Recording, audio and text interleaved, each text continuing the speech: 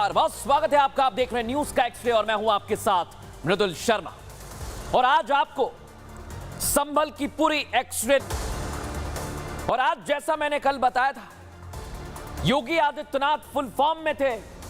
एक तरफ समाजवादी पार्टी विपक्ष में थी, लेकिन आज योगी आदित्यनाथ ने कह दिया नो इफ नो बट, और वो हर मुद्दे को लेकर हैं क्लियर कट। लेकिन आज कैसे योगी आदित्यनाथ ने पूरी पोल पट्टी खोल दी है और विपक्ष को संदेश दिया है, बताऊंगा आज। क्योंकि आज संभल की चर्चा देश भर में हो रही है और उस चर्चा के बीच योगी आदित्यनाथ बहुत कुछ आज उन्होंने कहा है। द संभल रिपोर्ट, संभल को लेकर हमने कई बार एक्सरे किया और कल की एक्सरे रिपोर्ट तो आपने देखी ही होगी।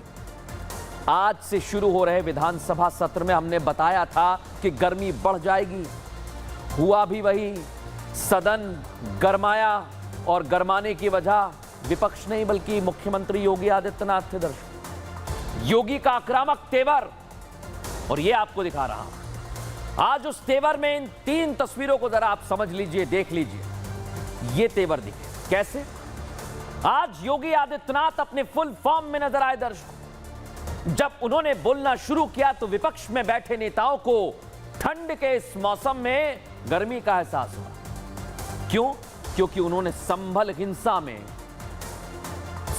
हिंसा में जो साजिश रची गई उसको एक्सपोज कर दिया है। जो हिंसा में शामिल लोग थे, जो दंगा कर रहे थे, आज योगी आदित्यनाथ ने बता दिया कि कैसे उन पर एक्शन लिया जाएगा। इतना ही नहीं दर्शकों, सदन में इसके बाद हंगामा होने लगा, जोरदार आवाज उठने लगी। हंगामा भी ऐसा वैसा नहीं, सवाल पूछे जाने लगे। मुख्यमंत्री योगी आदित्यनाथ से कई सारे सवाल किए गए। जब जय श्री राम और अल्लाह अकबर नारे की बात होने लगी तो सीएम योगी ने बिल्कुल क्लियर और साफ संदेश दिया। और आखिर में मूर्ति जो संभल के कुएं की खुदाई के दौरान निकली, उसकी भी चर्चा हो रही थी। लेकिन पहले आपको बताता हूं कि सदन में मुख्यमंत्री योगी आदित्यनाथ ने कैसे बोला और उसके बाद क्या हुआ, देखिए।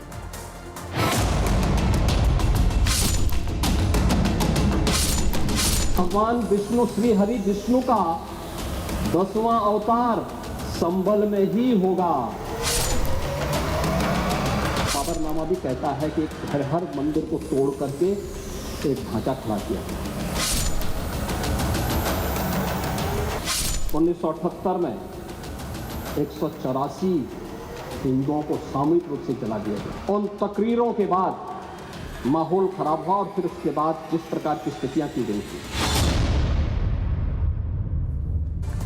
संभल पर योगी क्लियर है दर्शक, और जो योगी आदित्यनाथ के बयान आपने सुने, या आप समझ लीजिए कि फिल्म के टीजर और ट्रेलर की तरह है, लेकिन पूरी पिक्चर अभी बाकी है। और आपको सीधे लिए चलता हूं सदन के अंदर क्या हुआ, योगी आदित्यनाथ ने कैसे एक एक मुद्दे पर हमला बोला और सच की रिपोर्ट सामने रख दी।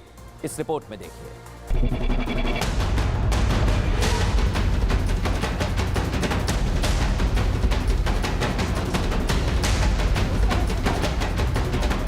संभल को लेकर विपक्ष ने फ्रंट फुट पर खेलने की तैयारी कर रखी थी। शीतकालीन सत्र को लेकर पहले ही प्लानिंग और एजेंडा सेट हो चुका था। हो भी विपक्ष के हिसाब से ही रहा था। विपक्षी नेताओं ने संभल और बहराइच हिंसा को लेकर योगी सरकार को घेरने की कोशिश की। सवालों की बौछार करते हुए लॉ एंड ऑर्डर को ही कटघरे में खड़ा कर दिया। समाजवादी पार्टी और कांग्रेस विधायकों के आरोपों को योगी ध्यान से सुन रहे थे, और जब बारी योगी आदित्यनाथ की आई तो उन्होंने सबके एजेंडे और प्लानिंग को एक ही सियासी बॉल से क्लीन बोल्ड कर दिया। एनसीआरबी का डाटा है। सदन में एक बार फिर वही योगी दिखाई दिए जिस आक्रामक छवि के लिए वो जाने जाते हैं। सीएम ने शुरुआत संभल से ही की और खुलकर कह दिया कि संभल में ही कल्कि का अवतार होगा और इस सत्य को कोई झुठला नहीं सकता। भगवान विष्णु, श्री हरि विष्णु का 10वां अवतार संभल में ही होगा। उसी संभल में होगा कि सूर्य को, चांद को और सत्य को बहुत देर तक छुपा कोई नहीं सकता है, और सत्य जरूर सामने आएगा। संभल की शाही जामा मस्जिद में एएसआई सर्वे के दौरान हिंसा को लेकर विपक्ष जो नैरेटिव गढ़ रहा था, सीएम ने विपक्ष का उस सच से सामना करा दिया। और क्या ये सच नहीं है कि देशी और विदेशी मुसलमानों की आपसी भिड़ंत है जो वर्षों की लड़ाई को लेकर के वहां चल रहा है? सीएम योगी ने विपक्ष को सच्चाई का आईना दिखाया तो संभल के विधायक सामने आ गए। देशी विदेशी मुसलमानों की लड़ाई पर कहने लगे उनके और वर्ग के बीच अनबन थी, लेकिन बाद में ऑल इज वेल हो गया था। मेरा था उनसे कभी, मगर जब हमारे नेता ने हमें मिलवा दी, हमने सारी चीजें भूल गए। हम भी यही कह रहे हैं कि कसूरवार पे ही कार्रवाई होनी चाहिए। जैसे जैसे योगी बोल रहे थे, उनके तेवर और आक्रामक होते जा रहे थे। हिंसा की वो सच्चाई भी उन्होंने सदन के सामने रख दी कि हिंसा के पीछे वो तकरीरें थी जो मस्जिद से दी गई थी।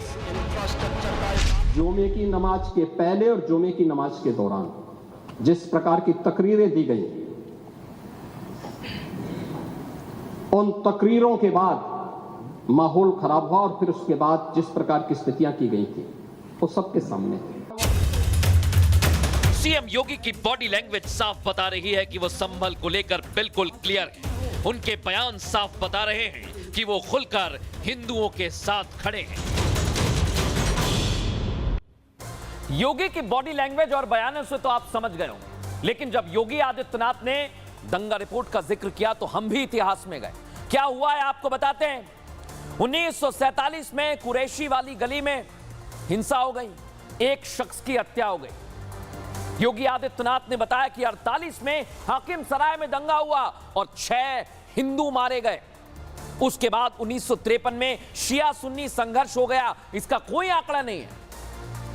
फिर से 1958 में हिंदू मुस्लिम छात्र भिड़ जाते हैं और 10 हिंदू घायल हो जाते हैं।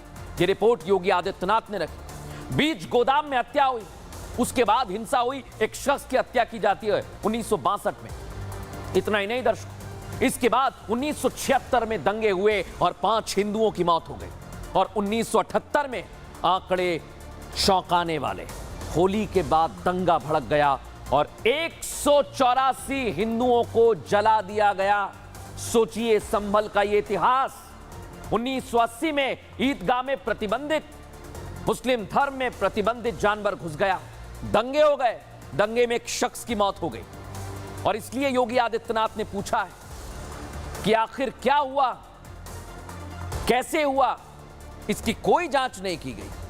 1978 में जो हुआ दर्शकों, उसके संभल में सबूत मिल रहे हैं, आपको बताऊंगा वो आगे। क्योंकि यूपी से लेकर दिल्ली तक राजनीति में संभल संभल और सिर्फ संभल का जिक्र है।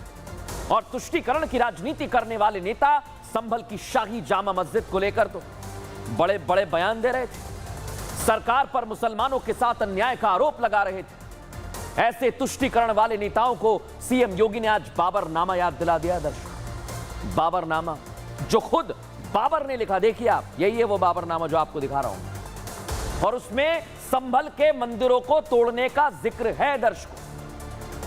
लेकिन आज योगी आदित्यनाथ ने कैसे इतिहास के पन्नों को पलटा है वो भी सुन लीजिए। क्या बोल रहे हैं लोग, सबको अपनी जड़ें याद आने लग गई हैं।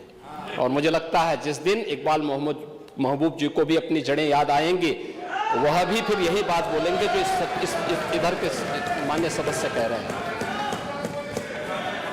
महोदय, मैं उनसे कहूंगा कि एक बार बाबरनामा का बाबरनामा को जरूर पढ़ें।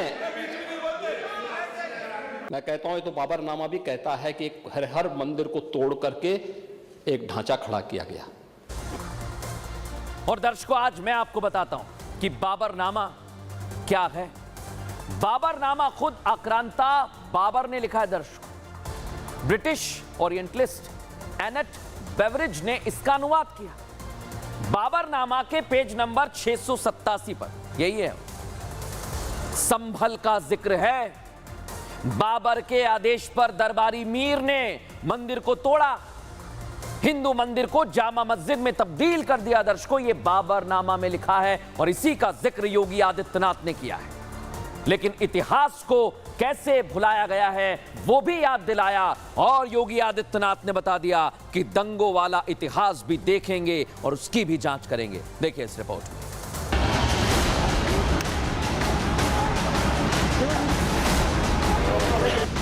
संभल का दंगा वाला इतिहास तो सीएम योगी ने देश के सामने रख दिया। विपक्ष जो दंगे वाली हिस्ट्री भूल चुका था उसे याद दिला दिया। और जो कल सीएम ने सवाल किया था कि आखिर 1978 में हुए दंगों को लेकर अब तक कोई चर्चा क्यों नहीं हुई, लेकिन अब 1978 के दंगों वाली फाइल खुल सकती है क्योंकि योगी अब एक्शन मोड में है। 1947 से लेकर के अब तक 209 हिंदुओं की निर्मम हत्या वहां हुई है संभल के अंदर। 209 हिंदुओं की। और एक भी बार किसी ने उन निर्दोष हिंदुओं के लिए कभी दो शब्द नहीं कहे, उनके प्रति, उन परिवारों के प्रति संवेदना के शब्द नहीं कहे। महोदय, जो आज घड़ियाली आंसू बहा रहे हैं, जैसे ही आपके खटाखट की असलियत सामने आई, जनता ने कहा सपाचक।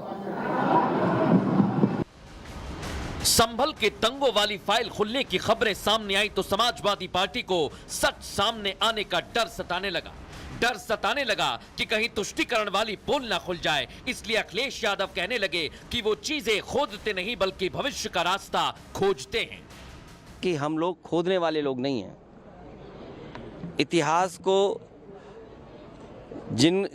इतिहास के पन्नों में कुछ खराब चीजें नहीं खोदना चाहते हैं। हम लोग नए रास्ते खोजने वाले लोग हैं। सीएम योगी ने अपने संबोधन में न सिर्फ दंगा का इतिहास भूगोल बताया बल्कि ये साफ कर दिया कि जो उत्तर प्रदेश का माहौल खराब करने की कोशिश करेगा उसका इलाज सरकार जानती है। ये मैसेज उन पत्थरबाजों के लिए था जिन्होंने संभल में खाकी पर पत्थर बरसाए थे। ये पत्थरबाज कौन थे? एक भी गिरफ्तारी बिना साक्ष्य के नहीं हो रही है। और याद रखना, जिसने पत्थरबाजी की होगी, जिसने माहौल खराब किया होगा, उसमें एक भी बचने वाला भी नहीं है। एक तरफ संभल में सबूत पर सबूत सामने आ रहे हैं। 1874 में हुए एएसआई सर्वे के मुताबिक नलकूप और मंदिर मिल रहे हैं, तो दूसरी तरफ सरकार भी क्लियर है कि संभल में हिंदुओं को उनका अधिकार दिलाकर रहेंगे। तो देखिए, सवाल तो उठाए जा रहे हैं, लेकिन ये तुष्टीकरण और सियासत से प्रेरित है। इसलिए आज मैं पूछ रहा हूं कि आखिर अखिलेश यादव को दिक्कत क्या है, वो भी इतिहास। क्योंकि संभल में शिव मंदिर मिलने के बाद से परेशानी होने लगी। संभल में सपा का वोट बैंक छिटकने का डर भी दिखाई देने लगा है। और हूबहू अयोध्या में भी मंदिर बनने का विरोध ऐसे ही किया गया। रामलला की प्राण प्रतिष्ठा से दूरी बनाई, लेटर जरूर लिखा। उधर ज्ञानवापी का मसला, इस केस पर भी अखिलेश यादव ने आपत्ति जाहिर की थी। ज्ञानवापी में एएसआई सर्वे से सच सामने आ गया और अब संभल में भी सर्वे की बात की जा रही है। लेकिन आप सोचिए कि जब सर्वे की बात की जा रही है तो संभल में मंदिर मिलने के बाद, मंदिर के अंदर साक्षात बजरंगबली और शिवलिंग मिलने के बाद, गणेश प्रतिमा मिलने के बाद, आज की तस्वीर आपको दिखा रहा हूं, देखिए। ये आज 3 मूर्तियां मिली हैं, दिखाइए उन तस्वीरों को। ये पहले दिन मंदिर मिला और आज ये मूर्तियां मिली हैं। पहली मूर्ति, दूसरी मूर्ति और तीसरी मूर्ति दर्शक। जिन नलकूपों का जिक्र हमने किया था अब वो भी मिलने शुरू हो गए, यानी कुएं जो अलग अलग जगह पर हैं दर्शक। लेकिन पहले मैं आपको दिखाता हूं कि कैसे एक के बाद एक संभल से सच्चाई सामने आ रही है। पहली तस्वीर देख रहे हैं आप, ये आज की है जहां मूर्तियां मिली हैं, और ये जो कल कुआं मिला था उसकी खुदाई हुई, उसमें ये मूर्तियां मिली हैं। लेकिन आप देखिए, एक और कुआं है, अब इसकी भी खुदाई शुरू हो गई है और इसकी खुदाई पर भी सबकी नजरें टिक गई हैं। लेकिन संभल में आज क्या हुआ, कैसे जमीन से मूर्तियां बाहर आई, रिपोर्ट में दिखाता हूं।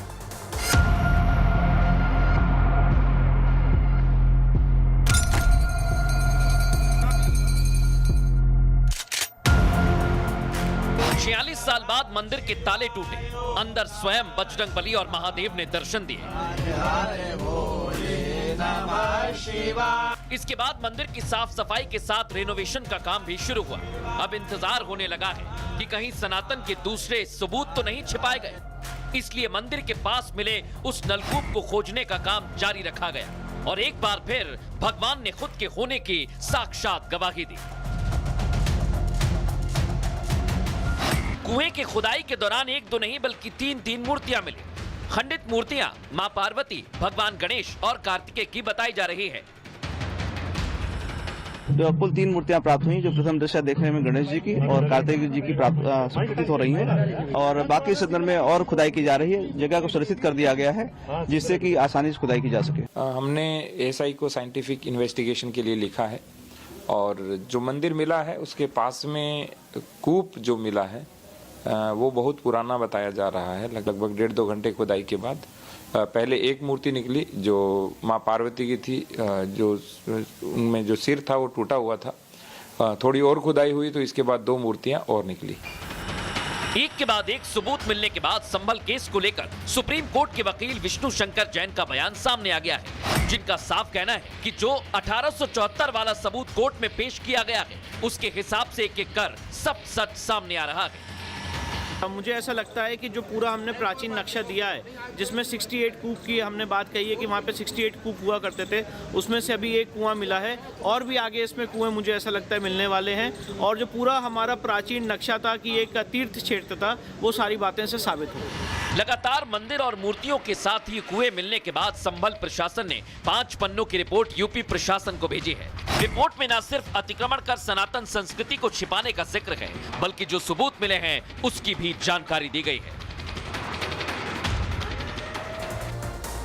संभल में एक के बाद एक मिल रहे नलकूप कुछ बताते हैं दर्शकों, क्योंकि यहां पर अब मैं आपको बताने वाला हूं 1874 में जो मैप था उसमें भी ऐसे ही नलकूप दिखाई दिए। अब पहला आप देख रहे हैं जहां मूर्तियां मिली, दूसरे की खुदाई हो गई है और तीसरा भी है। और कितने कुएं हैं दर्शकों, और इन कुएं के अंदर क्या सच छिपा हुआ है, ये बहुत बड़ा सवाल है। इसके लिए क्या तैयारी की जा रही है, रिपोर्ट दिखाता हूं।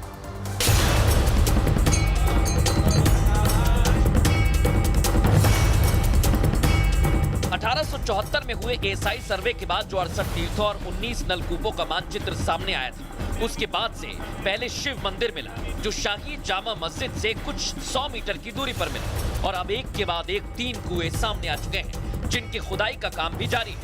एक कुएं से मूर्तियां भी निकलने लगी।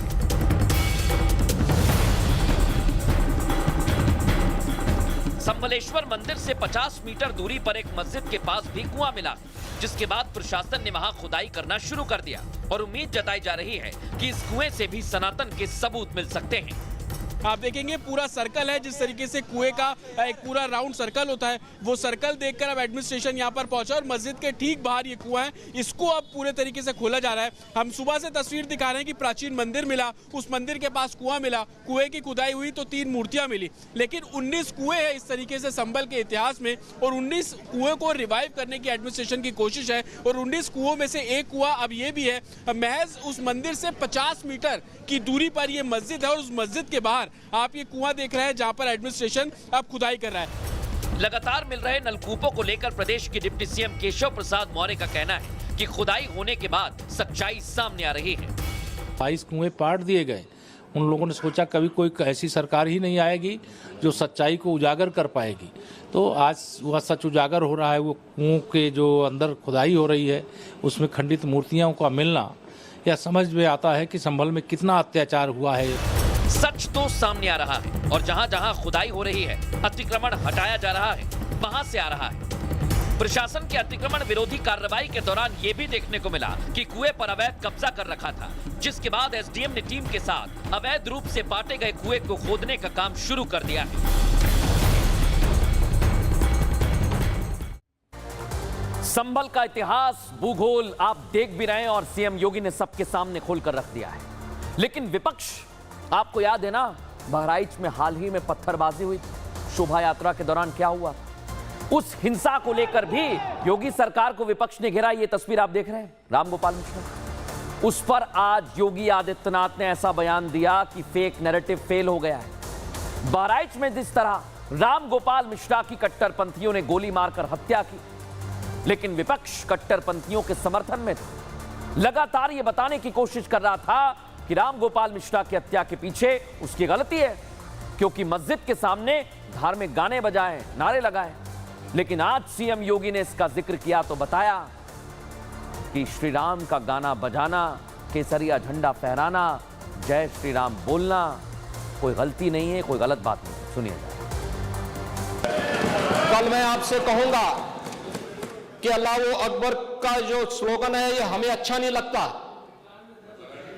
नहीं, आपको हम रोकें तो क्या आपको अच्छा लगेगा? नहीं, आपको नहीं, मुझे मतलब होने की आवश्यकता ही नहीं, मुझे आवश्यकता ही नहीं इसकी, नहीं, मुझे इसकी आवश्यकता ही नहीं है। तो आज योगी आदित्यनाथ ने बता दिया कि वो जय श्री राम का नारा लगाएंगे, राधे राधे बोलेंगे, और बहराइच हिंसा को लेकर कैसे उन्होंने फेक नैरेटिव को फेल किया, इस रिपोर्ट में दिखाते हैं।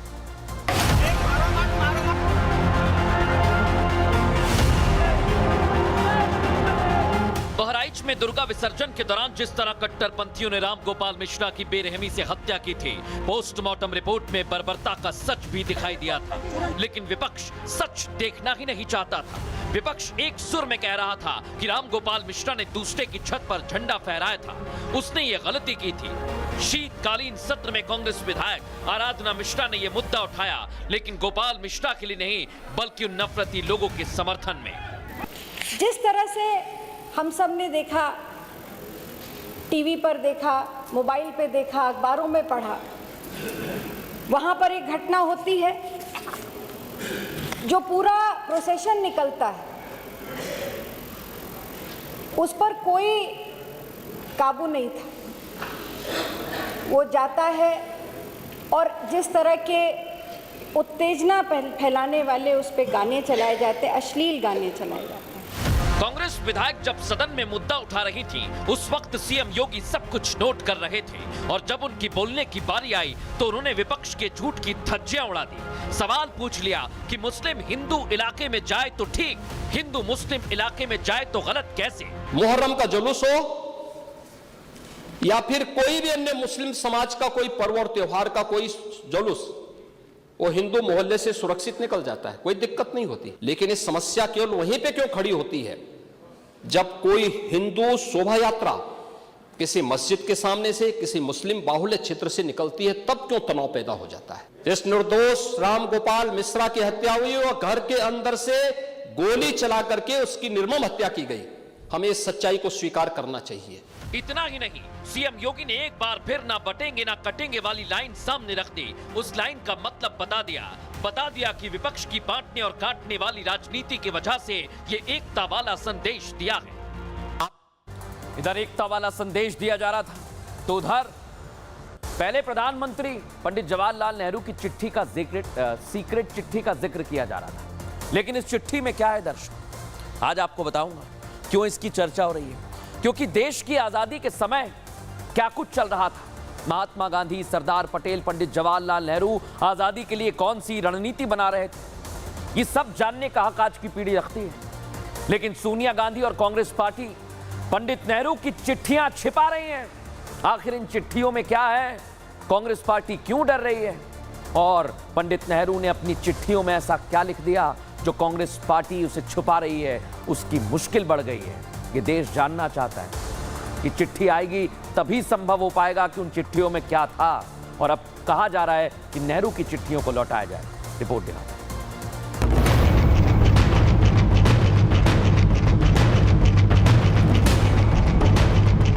देश के पहले प्रधानमंत्री पंडित जवाहरलाल नेहरू की चिट्ठियां कहां हैं, इस बात पर विवाद छिड़ गया है। सोनिया गांधी से अब इन चिट्ठियों को वापस मांगा जा रहा है, लेकिन कांग्रेस की तरफ से इस पर कोई टिप्पणी नहीं की जा रही। ये संग्रहालय को दे दिया गया था और वहीं पर ही ये संग्रहित था। श्रीमती सोनिया गांधी जी के कहने पे उन्हीं के प्रतिनिधि ने ये विड्रॉ किया है। ये ऑफिशियल मिनट्स के अंदर ये पहली बार ये मेंशन किया गया है। नेहरू की चिट्ठियां गायब होने पर हंगामा हुआ तो बीजेपी भी इस मामले पर सामने आई। बीजेपी की तरफ से चिट्ठियों को छिपाए जाने पर सवाल उठाया जा रहा है।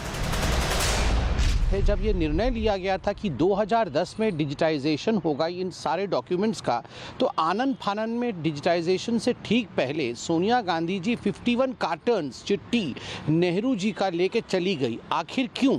इन चिट्ठियों में ऐसा क्या था कि गांधी परिवार चाहता था कि देश इन्हें न जाने? देश के महापुरुषों की चिट्ठियां भी देश की विरासत का हिस्सा हैं। इन चिट्ठियों में कई ऐसे राज हैं जिससे देश के कई मुद्दों को सुलझाया गया। लेकिन जिस तरह से नेहरू की चिट्ठियां छिपाई जा रही हैं, उसे जनता से दूर किया जा रहा है, उससे इस बात का संदेह बढ़ जाता है कि इनमें कांग्रेस के कुछ गहरे राज छिपे हैं क्या।